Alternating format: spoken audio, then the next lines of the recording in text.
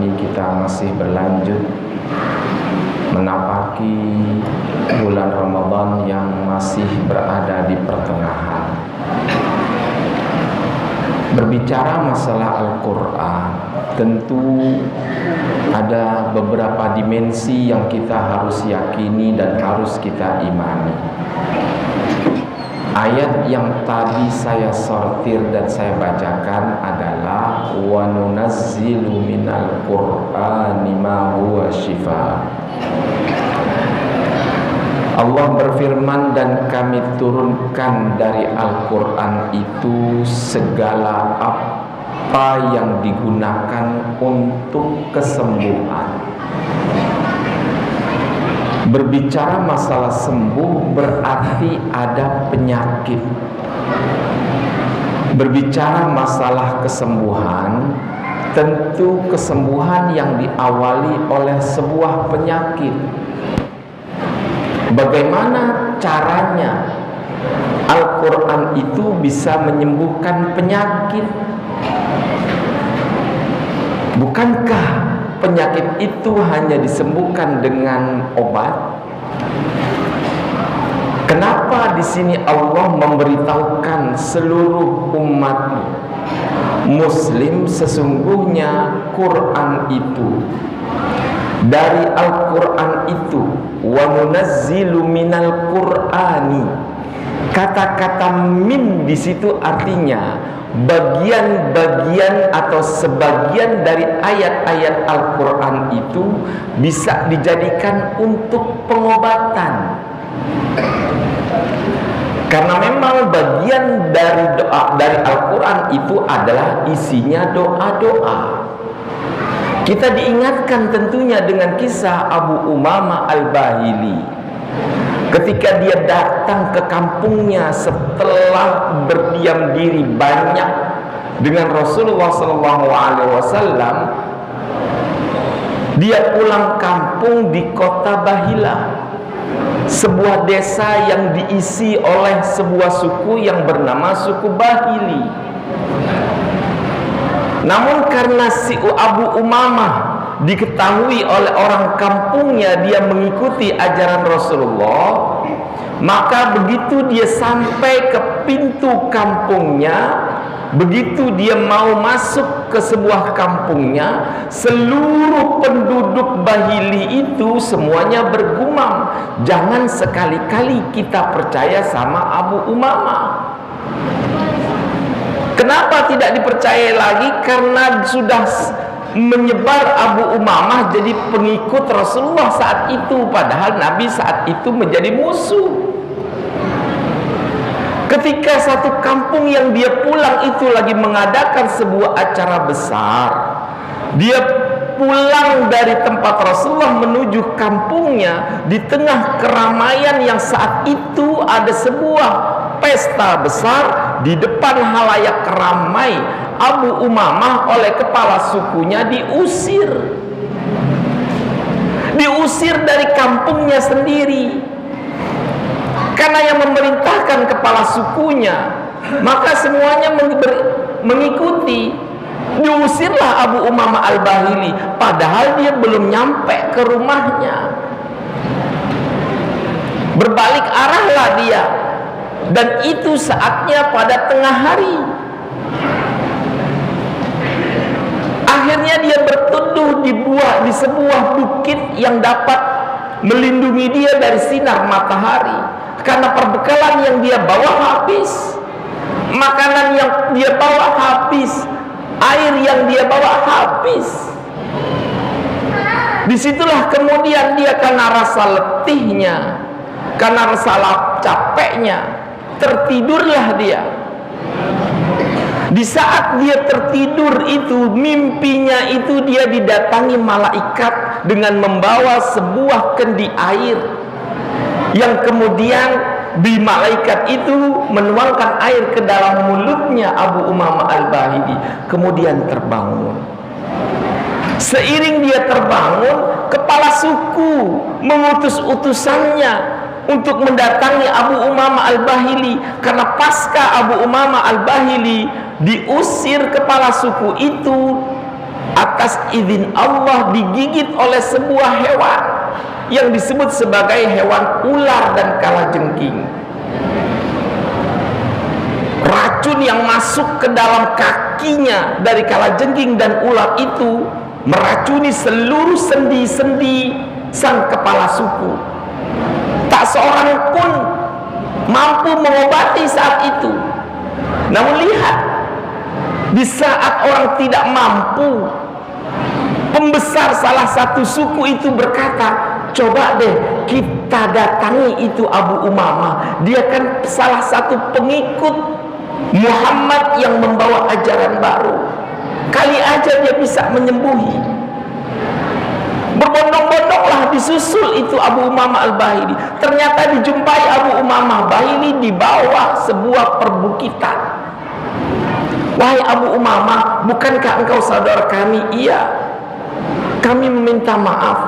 Kami cuma minta tolong. Engkau kan dekat yang namanya, engkau angkat nabi itu yang namanya Muhammad. Coba berikan pengobatan kepada kepala suku kami. Kami bingung bagaimana. Dia sekarang sudah terkapar, rasa lemas karena dimasukkan racun kalajengking dan ular. Abu Umamah dengan kebaikan hatinya, walaupun dia dimusuhi dan diusir, walaupun dia dijauhi oleh orang kampungnya, namun menolong orang itu ada sebuah kewajiban. Balik dia ke kampungnya, dihadapi olehnya kepala suku yang meredam kesakitan lantaran racunnya itu masuk ke setiap sendi dan urat. Apa yang dilakukan Abu Umamah? Dia dengan mengucapkan Bismillahirrahmanirrahim, dia lafazkan ayat-ayat surat Al-Fatihah yang terdiri dari 7 ayat. Dia bacakan dengan memulai dengan Bismillah, lantunkan ayat Al-Fatihah, kemudian diambil itu yang namanya ludah yang dia ucapkan dengan surat Al-Fatihah, kemudian diletakkan ludahnya itu di bagian gigitan kalajengking dan ular. Bismillahirrahmanirrahim.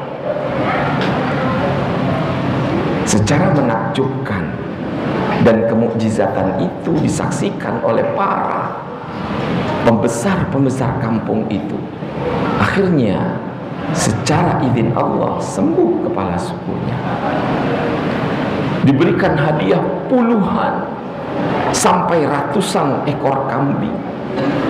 Datang kepada Rasulullah, ya Rasulullah, aku dapat hadiah ratusan ekor kambing cuma gara-gara surat Al-Fatihah. Akhirnya Rasulullah jawab sambil tersenyum, mana jatahku? Yang engkau lakukan itu adalah ruqyah. Bagi jatahnya buat aku. Sambil tersenyum dan bercanda. Itu sebagai sebuah bukti bahwasanya wa nunazzilu minal qur'ani ma huwa syifa. Dari ayat-ayat yang Allah turunkan ada sebuah kesembuhan. Yang kedua dimensinya adalah wa rahmatun lil mu'minin.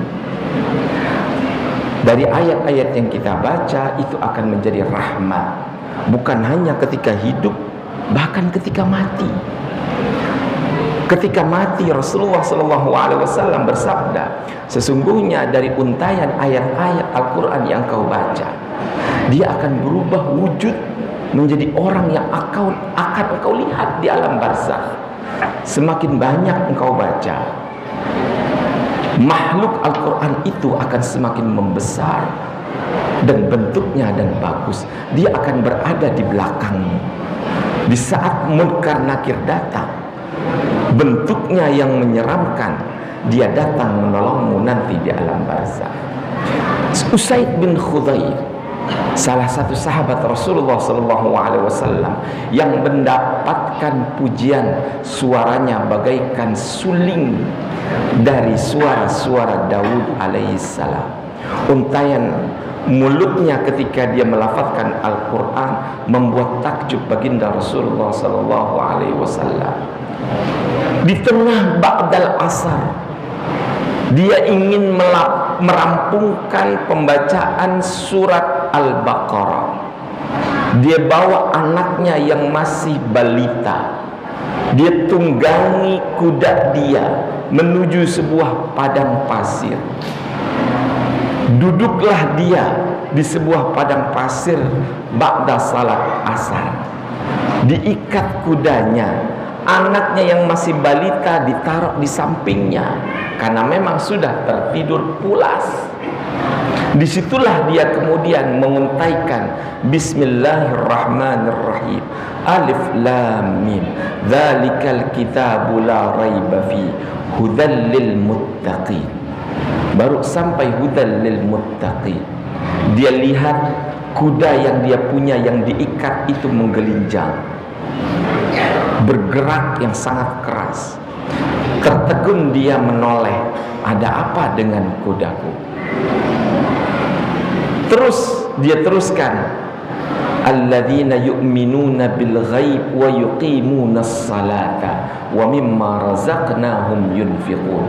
Bertambah keras itu, kudanya loncat, lompat sehingga dikhawatirkan ikatannya itu menjadi terlepas.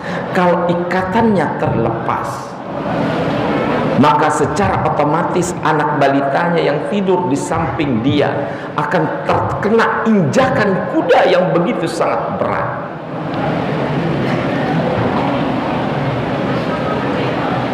Walladzina yu'minuna bima unzila ilaika wa ma unzila min qablik wa bil akhirati hum yuqinun. Dia teruskan lagi, makin keras lagi.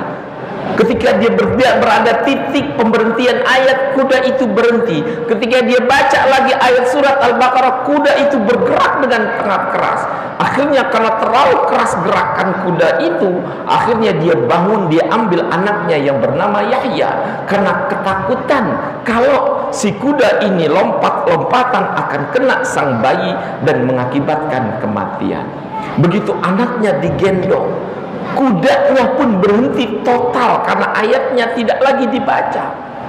Rasa takut yang saat itu menghantui Usaid bin Khudair, akhirnya dia menengadahkan ke atas. Ternyata ada kumpulan awan hitam yang mengumpul di tempat dia duduk itu, dan awan hitam itu di dalamnya berada lampu-lampu yang terang dan begitu sangat banyak. Bukan main takut Usaid bin Khudair. Akhirnya dia lari, dia bawa kuda dan bayinya, kemudian dia berhadap kepada Rasulullah. Ya Rasulullah, aku baca Quran tapi kudaku tak bisa diam. Beberapa kali ayat kuuntaikan, kudaku makin bergerak cepat. Akhirnya aku tinggalkan dan aku lihat awan hitam yang banyak lampu-lampunya. Rasulullah akhirnya menjawab sambil tersenyum,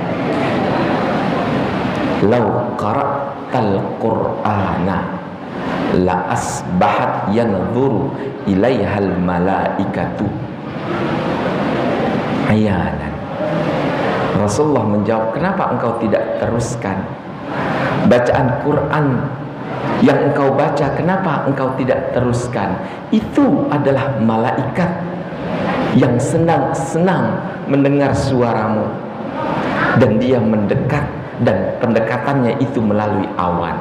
Andaikan engkau baca itu terus menerus sampai pagi, andaikan engkau baca surat Al-Baqarah sampai pagi hingga matahari menyingsing dan fajar, malaikat itu akan terlihat secara mata kepala. Orang-orang akan melihat malaikat itu duduk berada di antara awan-awan hitam itu.